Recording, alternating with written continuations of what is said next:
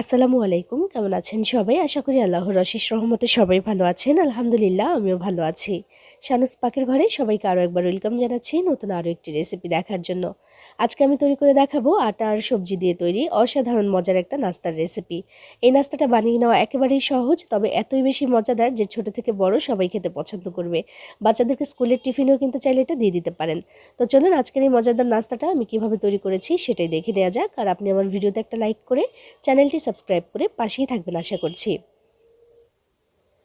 বিসমিল্লাহির রহমানির রহিম। প্রথমেই আমি একটা মিক্সিং বোলে নিয়েছি আটা, 1.5 কাপ পরিমাণে আটা নিয়েছি। এর সাথে দিচ্ছি এখানে আধা চা চামচ লবণ আর দিয়ে দিচ্ছি 1.5 টেবিল চামচ পরিমাণে সয়াবিন তেল। এবার হাতের সাহায্যে খুব ভালোভাবে একসাথে একটু মিশিয়ে নিচ্ছি।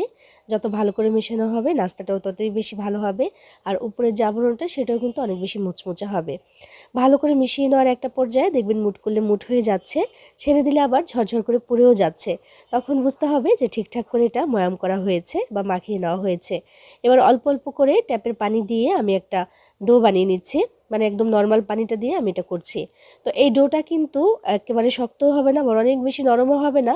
তবে ওই যে রুটি বা পরোটার জন্য যেমন আমরা মাখাই তার থেকে একটু শক্ত হবে, খুব বেশি না, একেবারেই একটু শক্ত হবে। আমি যেভাবে মাখাচ্ছি হয়তো বা মাখানোর ধরন দেখলে বুঝতে পারছেন যে কতটুকু শক্ত আছে এটা, কারণ এটা একটু রেস্টে রাখবো, পরবর্তীতে একটু নরম হয়েই যাবে। তো সেজন্য প্রথমে একটু শক্ত করে আমি মাখিয়ে নিলাম এটাকে। এবার অল্প একটু তেল মাখিয়ে এটাকে রেখে দিচ্ছি যেন একদম সফট হয়ে যায়। তো এটা একটু রেস্টে রেখে দেবো যতক্ষণ আমি ওই যে পুরটা বানাবো ভেতরে দেওয়ার জন্য, ততক্ষণ এটা একটু রেস্টে থাকুক, 7 থেকে 8 মিনিটের মতো লাগবে সময়। তো এটা রেখে দিলাম একটা পাশে। বিসমিল্লাহির রহমানির রহিম। এদিকে চুলায় আমি একটা প্যান বসিয়ে তার মধ্যে দিয়ে দিচ্ছি 1 টেবিল চামচ পরিমাণে সয়াবিন তেল। তেলটা একটু গরম হয়ে এলে আধা চা চামচ পরিমাণে আস্ত জিরা দিয়ে দিলাম। এবার জিরাটা যখন একটু চটচট করে ফুটতে শুরু করে দিয়েছে তখন আমি এখানে দিয়ে দিচ্ছি আধা কাপের মতো পেঁয়াজ কুচি। এবার একসাথে একটু ভাজবো, একটু লাল লাল করে পেঁয়াজটাকে ভাজতে হবে। আর ভাজার একটা পর্যায়ে আমি এখানে দিয়ে দিচ্ছি কাঁচামরিচ কুচি। আমি এখানে 4 থেকে 5টির মতো কাঁচামরিচ কুচি করে দিয়ে দিয়েছি। আমি একটু ঝালঝাল করব আজকের এই নাস্তাটা, একটু ঝালঝাল হলেই না এটা বেশি ভালো লাগে। যদি বাড়িতে বাচ্চা থাকে তাহলে একটু ঝালের পরিমাণটা বুঝে শুনে দিবেন। তো আমি দিয়ে একসাথে এভাবে একটু ভেজে নিচ্ছি, পেঁয়াজটা একটু লাল লাল করে ভাজবো। ঠিক এমন এমন হয়ে গেলেই চলবে। এবার এখানে আমি দিয়ে দিচ্ছি বাঁধাকপি। সবজি বলতে আমি শুধু বাঁধাকপিটাই এখানে ব্যবহার করব আজকে, আর সাথে একটু টমেটো দেব। তো এই যে দেখেন একটু মোটা মোটা করে কেটেছি যেন একেবারে মিশে না যায়, গলে না যায়। এমন একটু মোটা মোটা করলে একটু পাস্তা পাস্তা লাগে, দেখতে খুব ভালো লাগে। তো এই জন্য একটু মোটা করে আমি কেটে দিয়ে দিয়েছি। ওই যে বাটিটা দিয়ে দিলাম ওই বাটির 1.5 বাটি দিয়েছি, অনেক বেশি কিন্তু না। তো দিয়ে এবার প্রথমে একটু মিক্স করে দিচ্ছি যেন নিচে থেকে আবার ওই যে পেঁয়াজ আর মরিচটা দিয়েছি ওটা যেন আবার পুড়ে না যায়। একটু মিক্স করে নিয়ে তারপর এখানে দিচ্ছি আমি টমেটো, একটা ছোট সাইজের টমেটো এমন ছোট করে কেটে আমি দিয়ে দিলাম। এটা দিলে ভালো লাগবে খেতে। একেবারে সাধারণ একটা ভাজির মতো হবে, তবে এইটা যে এত বেশি মজাদার হয় সেটা এভাবে বানিয়ে না খেলে বুঝতে পারবেন না। একেবারে একটু ঝালঝাল ব্যাপার হয়, খুব ভালো লাগে খেতে। তো একটু মিক্স করে দিয়ে এবার আমি এখানে দিচ্ছি 1 চা চামচের 4 ভাগের 1 ভাগ পরিমাণে লবণ, আধা চা চামচ পরিমাণে দিয়েছি ধনিয়া গুঁড়া, আধা চা চামচ দিয়ে দিলাম এখানে লাল মরিচের গুঁড়া, 1 চিমটি পরিমাণে হলুদের গুঁড়া, আর একটা ম্যাগির যেই ম্যাজিক মশলা আছে সেটা একটা দিয়ে দিলাম। এরপর দিচ্ছি এখানে পানি, আমি আধা কাপ পরিমাণে পানি দিয়ে দিলাম।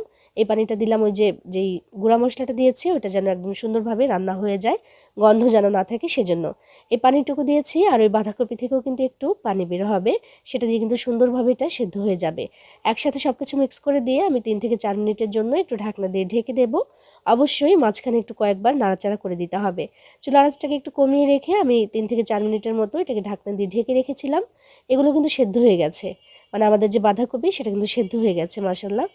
তো এবার এই যে একটু পানি পানি ঝোল ঝোল লাগছে দেখতে, এটা যেন না থাকে সেদিকে একটু খেয়াল রাখতে হবে। এটা থাকলে কিন্তু ওই যে যেই নাস্তাটা বানাবো সেটা কিন্তু ভাজার আগে একেবারে নরম হয়ে যাবে, ল্যাকল্যাকা টাইপের হয়ে যাবে। সেজন্য একদম ভালো করে ভাজা ভাজা করে নিলাম যেন পানির বা আর্দ্রতার পরিমাণটা কম থাকে। এরপর আমি এখানে দিয়ে দিচ্ছি বেশ খানিকটা একটু বেশি করে ধনেপাতা কুচি দিয়ে একটু মিক্স করে চুলা থেকে এটাকে নামিয়ে নিলে কিন্তু হয়ে যাবে, কারণ আমাদের এই পুরটা কিন্তু রেডি হয়ে গেছে। আর এই পুরের মধ্যে কিন্তু এই ধনেপাতার যেই একটা টেস্ট আছে বা একটা ফ্লেভার আছে সেটা কিন্তু অনেক বেশি ভালো লাগে খেতে। তো এটা হয়ে গেছে, নামিয়ে ঠান্ডা করে নিচ্ছি। এদিকে আমি যে আটাটা মাখিয়ে রেখেছিলাম সেটা আমি এখানে নিয়ে নিলাম। দেখেন অনেকটাই সফট হয়ে গেছে আগের তুলনায়। এবার একটু ময়াম করে নিলে বা মাখিয়ে নিলেই কিন্তু একদম সুন্দর মসৃণ একটা ডো এখানে রেডি হয়ে যাবে। একদম মসৃণ হয়ে গেছে দেখেন মাশাল্লাহ। খামির বা ডোটা কিন্তু আমার এখানে রেডি হয়ে গেছে মাশাল্লাহ। আমি এটাকে সমান ভাগে ভাগ করে নিচ্ছি, 4 ভাগে ভাগ করব। আর এই যে খামিরগুলো এগুলো দিয়ে কিন্তু 4টি রুটি হবে এবং এক একটা নাস্তার জন্য 2টা করে রুটি ব্যবহার হবে। আর নাস্তাগুলো মাশাআল্লাহ বেশ বড় সাইজেরই কিন্তু হবে। তো প্রথমে আমি এগুলোকে একটু প্যারার শেপ দিয়ে দিচ্ছি। আগে থেকে প্যারার শেপ দিয়ে দিলে পরবর্তীতে কিন্তু বেলতে সুবিধা হয় একসাথে। তো একটু আটা ছিটিয়ে তারপর একটা রুটি বেলবো। রুটিটা একটু ছোট এবং একটু মোটা হবে। মোটা বলতে নর্মাল যে রুটি আমরা সবসময় বেলি তার থেকে সামান্য একটু মোটা করে এটাকে বেলতে হবে। নইলে দেখা যাবে যে পুর দেওয়ার পরে একদম নরম হয়ে ছিঁড়ে যেতে চাইতে পারে। তো সেজন্য আমি কিন্তু একটু মোটা করে বেলে নিয়েছি।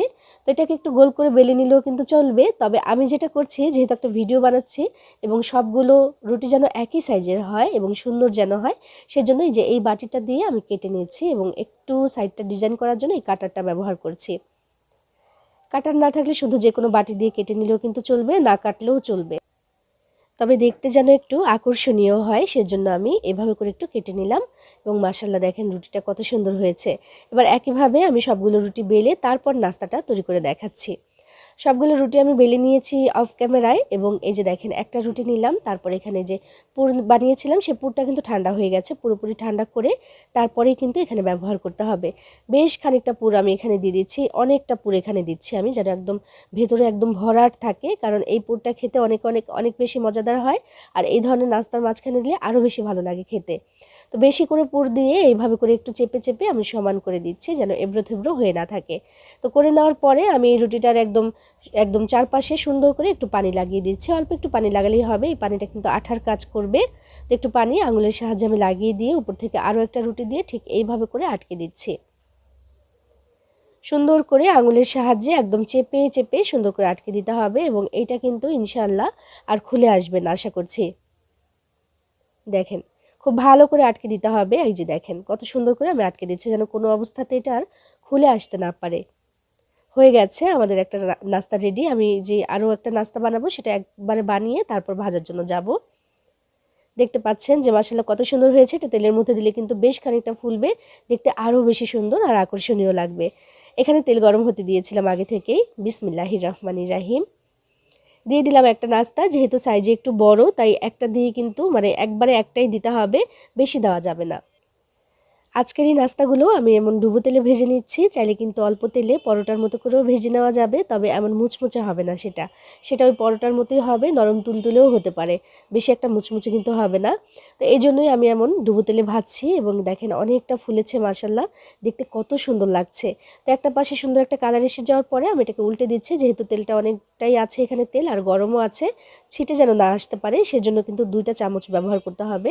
হাতা খুন্তি যেটা দিয়ে আপনি কাজ করছেন না কেন 2টা ব্যবহার করার চেষ্টা করবেন। আমি একটা চামচ নিয়েছি এমন যে ছিদ্র চামচগুলো, আরেকটা নিয়েছিলাম স্প্যাচুলা। তো এই পাশটাও হয়ে গেছে মাশাআল্লাহ। চুলার আঁচটা কিন্তু মিডিয়ামে রেখে তারপর আমি সুন্দর করে এটাকে ভেজে নিচ্ছি। কত সুন্দর একটা কালার এসেছে তাই না? মাশাআল্লাহ অনেক সুন্দর কালার এসেছে আর অনেক বেশি মুচমুচেও হয়েছে। আর এই ধরনের নাস্তাগুলো খেতে অনেক বেশি ভালো লাগে, কারণ উপর থেকে মুচমুচে থাকে আর ভেতরের পুরটা যদি হয় এমন মজার আর টেস্টে ঝালঝাল, তাহলে তো আরও বেশি মজাদার হয়। তো দেখেন আমি ভেজে নিয়েছি, তেলটাকে একেবারে সুন্দর করে ছেঁকে তারপর তুলে নিচ্ছি। বাকি নাস্তাটাও একইভাবে ভেজে নেব এখন। নাস্তাগুলো তুলে নেওয়ার পরে একটু ঠান্ডা করে তারপর আমি কেটে নিতে এসেছি। ঠান্ডা হলেও ভেতরের যে পুরটা সেটা এখনও গরম আছে। বিসমিল্লাহির রহমানির রাহিম। আমি একটা পিৎজা কাটার দিয়ে এভাবে করে কেটে নিচ্ছি, চাইলে ছুরি দিয়েও কেটে নিতে পারেন। ঠিক এইভাবে করে আমি কেটে নিচ্ছি, দেখতে আকর্ষণীয় লাগছে আর সাইডগুলো দেখেন কত সুন্দর একটা ডিজাইনের মতো হয়েছে না, ওই যে কাঁটাটা দিয়ে আমি কেটেছিলাম তখন, সেজন্য। এরই সাথে তৈরি করে নেওয়া হয়ে গেল ভীষণ মজার এবং অসাধারণ একটা টেস্টি টেস্টি নাস্তা, যেটা আমি বানিয়েছি আটা আর সবজি দিয়ে। সবজি বলতে শুধু বাঁধাকপি ব্যবহার করেছি। তো দেখেন কত সুন্দর হয়েছে, এটা দেখতে যতটা আকর্ষণীয় তার থেকে অনেক বেশি এটা মজাদার।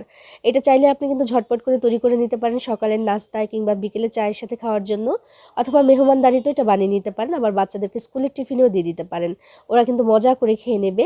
অসাধারণ এই নাস্তাটা বানিয়ে খেয়ে দেখবেন, ভালো লাগবে আশা করছি। সবাই ভালো থাকবেন, সবার জন্য সবাই দোয়া করবেন। আল্লাহ হাফেজ।